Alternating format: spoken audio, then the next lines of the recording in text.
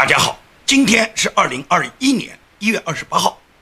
我们今天的节目呢，主要是来看拜登呢，他这个新内阁呢，已经呢不断的有一些内阁的重要成员逐步的走上他们的这个工作岗位了。那么在对拜登他这些内阁成员走上工作岗位，他们本人对中共是什么态度？目前来讲呢，参议院他在每一次审核拜登提名的这些内阁高官对他们的这个提名任命的时候呢，很多参议员呢都会发表自己的质疑。因为拜登内阁里面这些高官啊，绝大部分跟中共呢都有很多关系。从他们过去历史过往上面，他们跟中共的交往，有很多人呢都有说不清道不明的跟中共的关系。因此呢，他们过去跟中共的这些勾兑呢，毫无疑问会引起保守党的很多参议员呢对他们的质疑。当然了，他们在整个听证质询的这个过程中，他们肯定是极力的表明他们跟中共没有什么关系，他们要打击中共，他们对中共已经把中共视为这个战略对手，甚至是把中共视为敌人，他们肯定这样去讲。因为呢，他们只有这样去表达他们的态度和立场，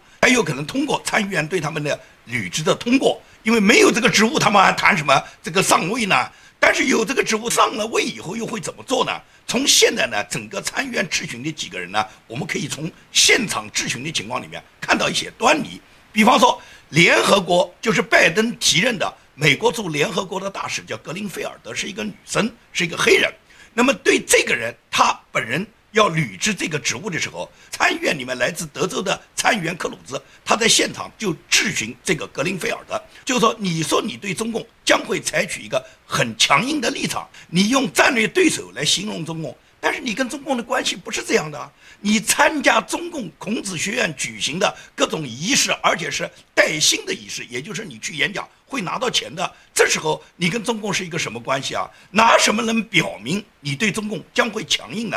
这个格林菲尔德呢，他根本就掩盖不了，他曾经到孔子学院是中共支付薪金让他去发表这个带薪演讲的，他没有办法否认，因为所有的视频、所有的历史事实都放在这儿，所以他就说呢，他很后悔上次他去参加了这个演讲，但是他说他参加这个演讲呢，也是那个学校的邀请，他当时没有搞明白。再说他说那是过去了，参加一个演讲我已经表示了后悔，我现在如果我担任了美国驻联合国大使，我对中共肯定是很严厉的。 According to the Washington Post, you were apparently going to a Confucius Institute, giving a paid speech and praising China. How do you reconcile those two? And I've expressed my strong regret for having given that particular speech at Savannah University, and if I had it to do all over again, I would not have accepted. You praise their entrapping developing countries in debt bondage, and you say the United States should follow China's model. Is it the role of America's UN ambassador to be cheering on the Chinese Communist Party at the expense of the developing world and at the expense of America?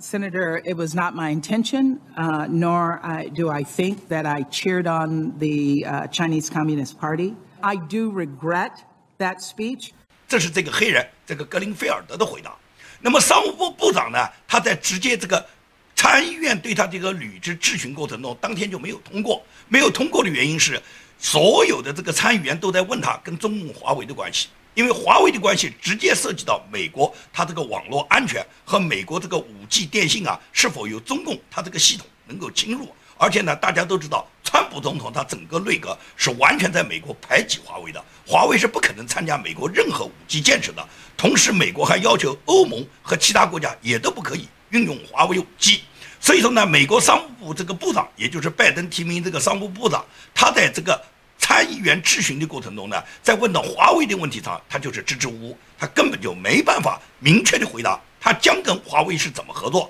美国是否会延续川普总统内阁他一贯的针对华为打击的这个战略，他不敢讲。因此呢，他在当天的那个参议院对他履职的这个质问过程中呢，当天就没有通过。那么随后呢，拜登呢就安排了他的新闻发言人。这个新闻发言人呢，在他自己的这个发表讲话里面，专门提到了华为，就说呢，拜登政府会延续美国政府一贯的态度，实际上就是指延续川普总统他一贯的态度，就是说针对华为是绝对不会让华为进入美国国家的5G 建设的，也就是把华为这个对美国国家建设可能安全方面有妨碍的产品，绝对美国是不允许它进入美国的。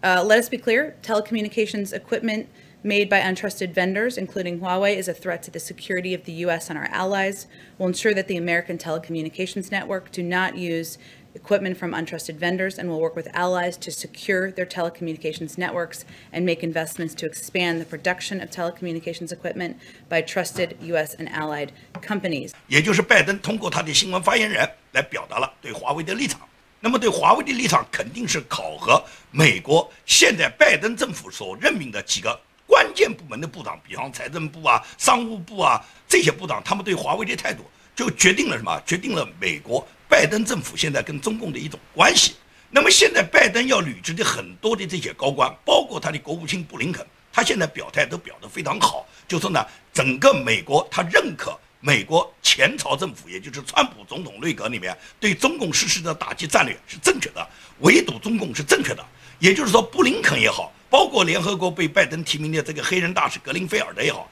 他们讲话都讲得非常好听，对中共呢都是要采取打击的战略，把中共呢视为战略对手或者是美国最大威胁的敌人，对他们肯定要打击。所以呢，他们讲得很好听，但是他们能不能这样去做呢？参议员卢比奥呢，他在1月27号接受福克斯新闻采访的时候，他就表示他担心两件事，一个呢，他认为是拜登政府现在的内阁官员呢说得很好，但是呢不会真正去执行。第二个担心呢，拜登把这些人都放在呢国家重要的职位上面，他们表面上看起来他们在接受参议员质询的时候，他们为了他们的职位通过，他们讲的都非常好听，而且对中共会说一些狠话。China is a strategic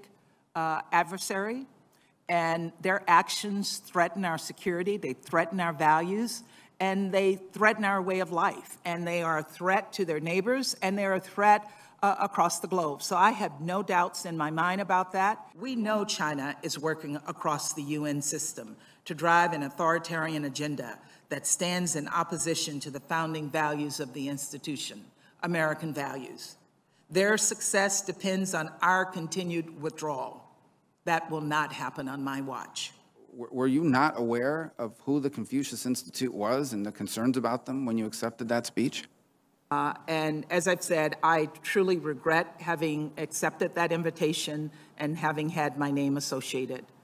with the Confucius Institute. 但是当他们真正履职以后，他们不会认真的履行，他们跟中共之间的关系，从他们过去过往的历史就没有办法排除他们跟中共是一种绥靖的态度，他们跟中共是表面强硬，暗地里面勾结的这个态度。这是卢比奥呢他现在表达的观点。因为卢比奥呢，经过本轮美国的大选以后呢，在很多共和党的选民中呢，已经失去了大部分的支持率。卢比奥现在呢，只有对中共强硬，一贯坚持他过去对中共强大的强硬立场，那么可以呢，引起一部分对中共很反感的美国保守党的选民呢，对他的支持。所以说，卢比奥呢，他在打击中共这件事上面，他没有手软过，包括现在，包括以前，卢比奥在这方面，我们大家是要称赞的。所以说，卢比奥呢，他有压力。他现在压力最大的呢，就是因为他的参议员呢，到2022年在换届的时候，他未必能保住参议员的位置了。因为大家都知道，是因为在川普总统这个竞选大选的这个过程中，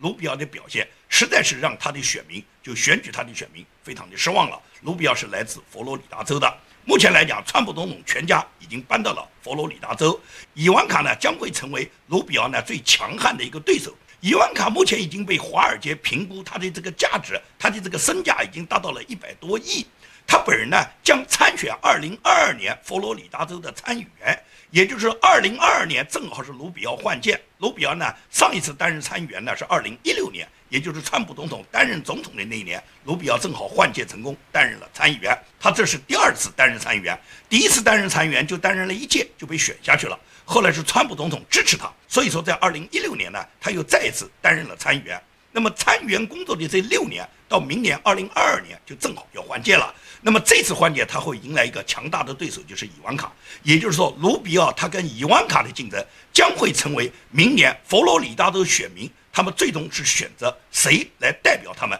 来参与国家的建设。也就是说，卢比奥他现在的压力很大，他为了排除这种压力，只有坚决反攻，延续他一贯的反攻立场，狠狠地打击中共呢，可以呢赢得相当一部分支持他的这部分选民呢，仍然对他支持。所以说，对卢比奥的反攻态度和反攻立场呢，我是坚决表示支持的。那么拜登呢，他已经提名了很多他的内阁官员，现在逐步的通过参议员对他们的质询以后，然后不断的对他们任命。这些人就走上了国家的领导岗位。那么他们走上领导岗位以后，他们所作所为和他们自己所说的是否一致？我相信美国人民现在都在检验他们。当然了，中共呢肯定呢在这个后面呢也做了很多动作，因为中共呢在上一届就是川普总统内阁。整个这4年呢，中共是受到川普总统内阁严厉的打击的。这个打击过程中，可以讲川普总统的很多内阁的主要官员，中共是恨得咬牙切齿。要么他们怎么在拜登就职总统的几个小时以后，就发表了一个对前内阁27名官员制裁的一个决定啊？中共制裁的目的是什么呢？中共很清楚，原来内阁里面这些官员，因为是坚持川普总统的路线，跟现在民主党执政的这些党派，他们有党派利益之争。也就是民主党这些人是排挤川普总统内阁的人，曾经民主党很多左派的人都高叫到要把川普总统内阁的这些人让他们全部下岗，就是这些人下岗以后，让他们任何人都找不到工作，没有一家企业可以去雇佣他们，让这些人就饿死，让他们吃不到饭。这是民主党很多想报复川普总统、报复川普总统支持者他们放出的狂言。那么这种狂言的背后有一种什么力量在鼓舞和支持他们呢？这就来自中共的力量。因为中共对这27个官员，也就是川普总统内阁原来的27个官员，对他们进行制裁，他要达到一个什么目的呢？通常政府的高官，他们从政府的岗位上退下来以后，大部分会进入大学做教授，做学术研究，到智库里面担任研究员，研究中美关系，研究美国与世界其他各个国家里面的国际关系，就是成为这个智库人员，成为国家政治和国家战略里面的一些研究者。这种职位呢最多。那么中共就很清楚，你既然要搞国际战略研究，毫无疑问来讲，你就要经常出访啊。那么我们一制裁你，就变成了凡是中共参与的很多国际会议，你就不能来，因为中共会在这些国际会议里面提出，凡是他们制裁的人，你们就不能请。这样的话，中共就用利益捆绑了世界上很多国际组织，他们的目的就是限制川普总统内阁里面所有的人，尤其是被他们所谓制裁的27个人，在国际上面活动有各种活动空间。这样的话就引起了美国一些大学啊、一些智库啊、一些学术机构啊，在聘请原来川普总统他内阁里面被中共制裁的人，这时候就缩手缩脚了。因为聘请你来，就变成了即使是搞研究很多重大的国际合作的专题，你根本就没有办法去参加，或者你去参加有中共参与的或中共提供经费的这些活动，那很可能就说你本人就不能参与了。因此呢，很多学术机构、很多智库、很多大学呢就不敢聘请呢被中共制裁的原来川普总统内阁里面的高官。这是中共要达到的一个目的，他通过里应外合，也就是本身美国有左派要打击，那么中共在国际上形成这种氛围，对他所谓制裁的川普总统前内阁的官员呢，对他们进行了打击以后呢，让这些人呢就下岗以后，你们跟着川普呢，你们最后连饭都吃不上，你们最后都居无定所，你们最后呢就是拿不到钱。这是中共跟美国左派里应外合配合的一个目的。但是事实是不是这样呢？中共的目的有没有达到呢？我们看一下川普总统主要内阁里面几个主要成员，包括被中共制裁的几个主要人员，他们现在这几天履职的情况，我们就明白了。最主要的是国务卿蓬佩奥嘛，蓬佩奥在卸任以后，马上就加入了华府最重要的保守派的智库哈德逊研究所。他26号他就发表了一个声明，他说我很高兴加入哈德逊研究所，期待为促进美国领导地位和全球参与的使命做出自己的贡献。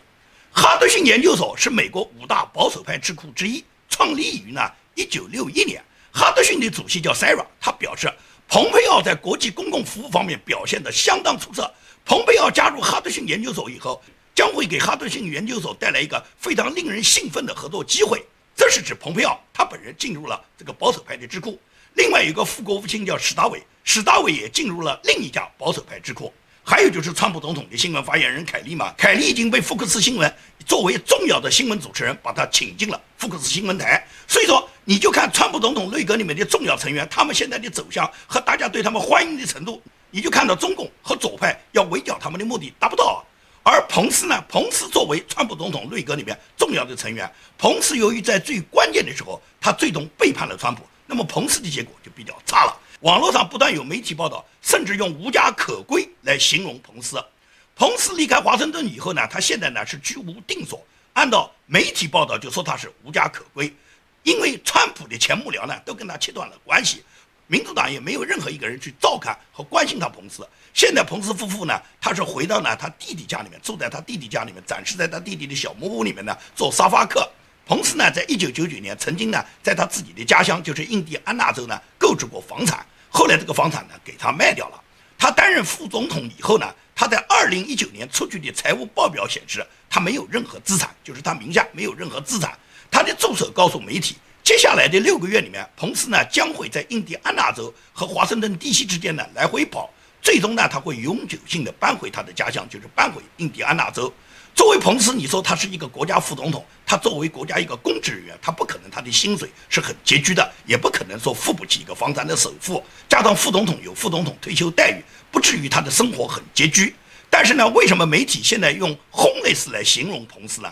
homeless 就是表示是无家可归啊。一个呢，主要是指他现在呢没有呢一个固定的房产，也就是说他目前是寄居于他弟弟家。第二个呢，对他是一个隐喻。所谓的隐喻就是共和党多数的支持者呢，现在都已经不认他了。那么民主党人呢，就更不可能有人认他。其实我们大家从彭斯身上可以有这么一个感悟，就是说我们每一个人的人生啊，实际上就是由无数个选择构成的。只是呢，彭斯呢，他和普通人不一样，因为他的一个选择呢，就可能使美国人丧失一次50%的可能性的机会。为什么这么说呢？其实彭斯的问题呢，并不是他没有敢于拒绝选举人票的这个作弊的这个认证，因为呢，这个没有必要强求他来做到，这种压力代价都很大，而且他确实他也没有这个可能，也没有那么大的权威，或者他自己没有这样的能力和担当来做这件事。所以说，我们不应该完全责怪他。当天呢，对认证的问题的拒绝，因为作为一个副总统，在美国历史上也从来没有过说是副总统在认证下一届这个总统当选人的时候，他本人能推翻所有大选的结果，在过去历史上没有存在。所以说，彭斯大家把所有的责任推到他一个人身上，我觉得不公平。本身川普总统呢，在1月6号那天呢，也就没有做好自己的准备。如果川普是把自己所有的翻盘的希望都寄托在彭斯在1月6号在认证这个问题上，能够拒绝那几个州的选举人票，最终翻盘，我觉得这种想法也过于天真。因为美国的大选不是那么简单。作为彭斯一个副总统来认证这件事，他一个人，他个人来拒绝底下州里面的选举结果，来翻盘整个大选的结果，这种可能性在美国历史上从来没有过。所以说，在这一点上，川普总统如果是把这个所有的翻盘的希望寄托在1月6号靠彭斯个人来为他翻盘，本身就是很冒险的事嘛。但是呢，我很不能理解的就是，彭斯既然他觉得他没有这种担当和能力，他为什么在这个之前都摆出一副责无旁贷，给大众呢都是无限期待的架势？他放出来的信号都是挺身而出，要保护川普的。尤其是1月2号，大家还记得1月2号离1月6号这个国会认证只有3-4天了。他参加佛罗里达青年政治营的时候，他当时的讲话还明确就说过，要剔除每一张不合法的选票，只可能认可每一张合法的选票。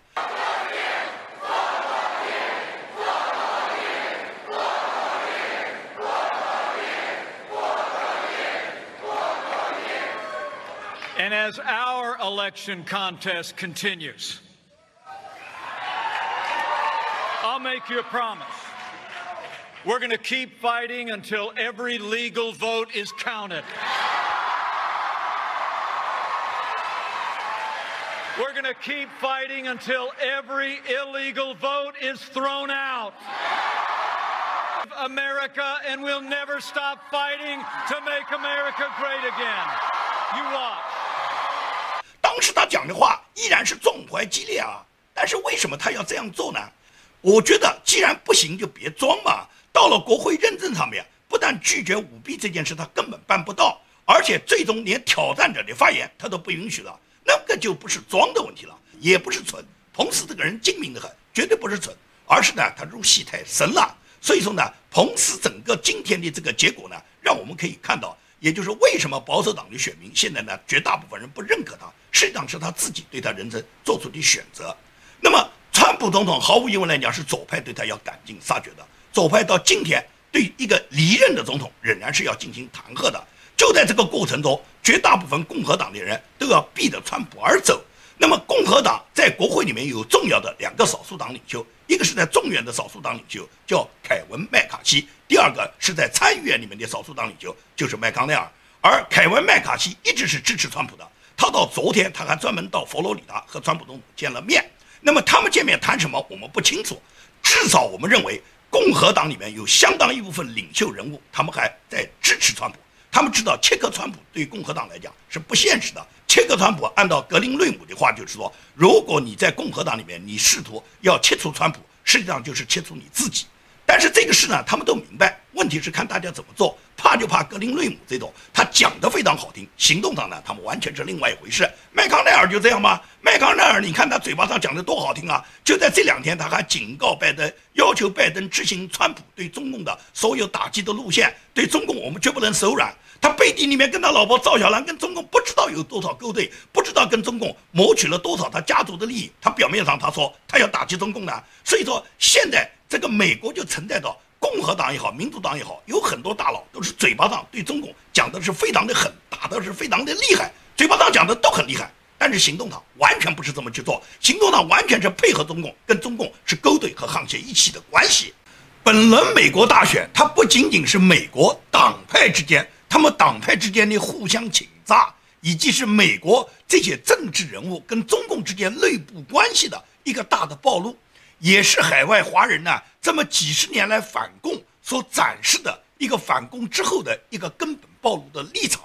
现在海外华人里面有一部分是打着所谓民主旗号的，甚至是所谓的反共人士，他们居然在网络上发起了一个举报的行动。这个举报行动呢，有一部分人呢，他们非常的积极，比方说一个网名叫北风，真名叫温云超的人，还有滕彪，还有叫万延海的一个所谓民运人士。都在网络上面呢发起了对所有这一次针对川普的态度，针对支持川普还是反对川普的态度，他们在收集名单，在积极的举报。这个是一个什么风气呢？这就是中国的文革遗风。可以讲，通过本轮大选啊，我再一次深刻的感觉到，在中国在最近这么20-30年之内，要出现再来一次6·4这样的革命风潮，这种6·4的民主运动在中国再发生已经非常非常的难了。上一次6·4发生，它是有非常深刻的历史基础的，也就是中共执政前30年，这30年把中国治理的民不聊生，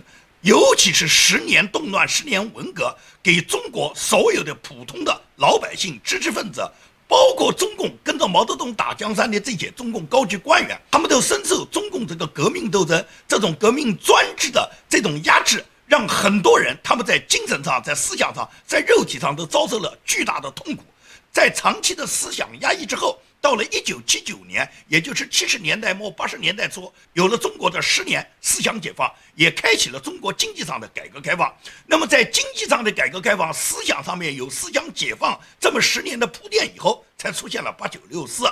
89以后到现在已经30多年，这30多年，中共就再也没有给老百姓有思想解放的机会。他们不断地压制人民的思想，压制人民的言论，然后呢，诉讼那些恶劣的中国文革式的这种举报风气。而大量的这些举报风气，不仅仅是在中国14亿老百姓里面蔚然成风，在整个互联网上，大量的五毛、大量的被中共洗脑的这些小粉红，他们盛行的举报风。很多受到中共曾经打击过，很多是所谓当年的这个反抗中共体制的人，他们流亡到海外以后，他们身上也占满了这些中共的这些文革举报风气。所以说现在在海外，你看到很多人他们热衷于做这样的事，你就知道这个民族和这个民族里面一部分所谓当年有过反抗精神的人，今天他们的思想是堕落的，他们跟共产党所采取的手段是一样的，所以这些人是非常无耻的。无论中外，可以讲政治打击都是一样的。民主党现在不是采取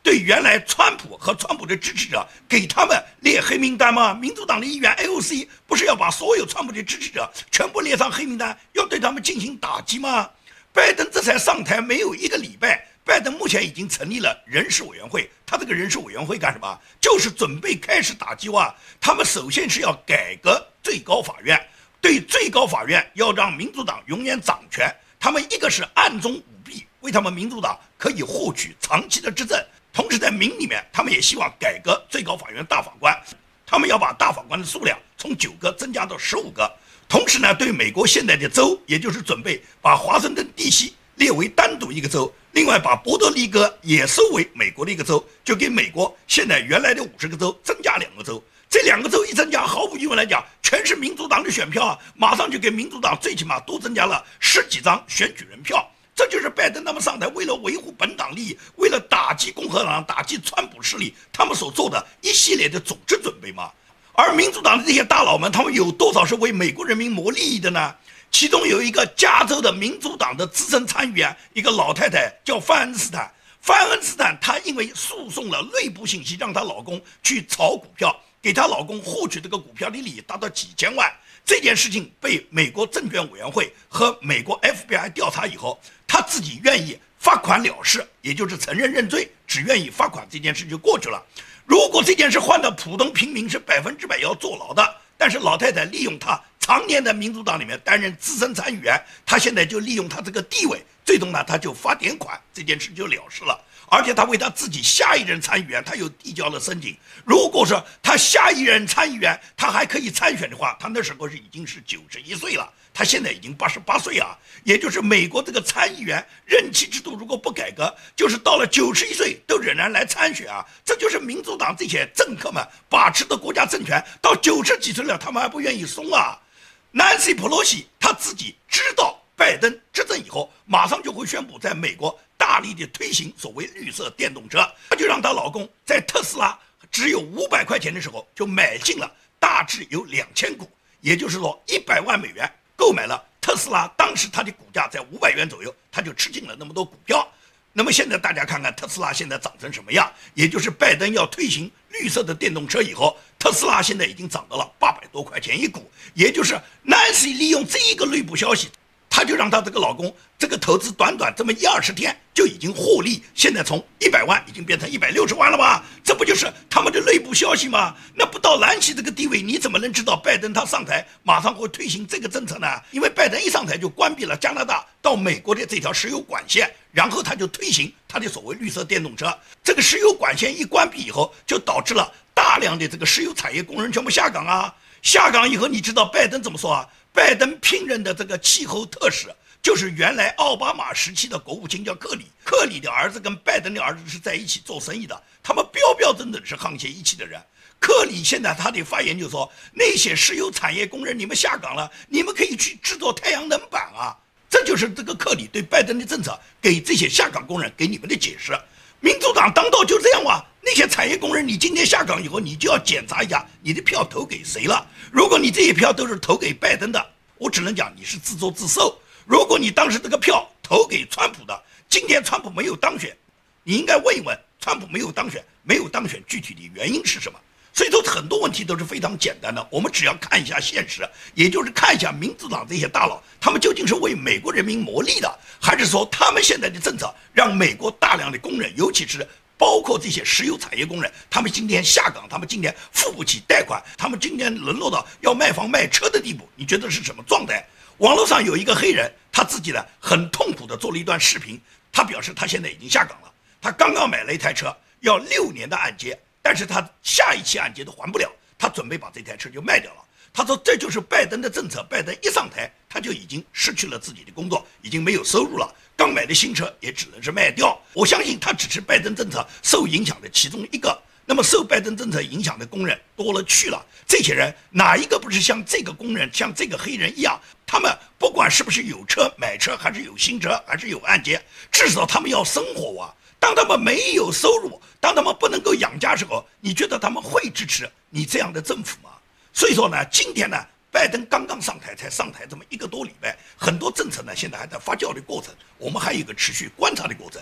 更要观察拜登和中共的关系，以及拜登现在任命的那么多的内阁部长，包括国务卿，他们现在讲的都非常好听，那么最终是看他们怎么做，看他们是延续了川普总统原来对华的政策，还是嘴巴上讲要延续，但实际上行动上是跟中共暗中勾结，最终什么？最终让中共不断的渗透的美国，搞烂美国，最终美国在中共这个大肆的这个意识形态的侵吞下，还是说美国被中共渗透的向共产主义制度越滑越近了，这是每一个美国人都非常要引起警惕的事。因此绝不简简单单是美国的一个简单的2党换届，最重要是美国人民怎么为保卫自由而战。美国人民绝对不能容忍美国这样的民主自由国家最终就丧失在中共的这样的专制之手上。好，今天的节目就跟大家做到这里，谢谢大家。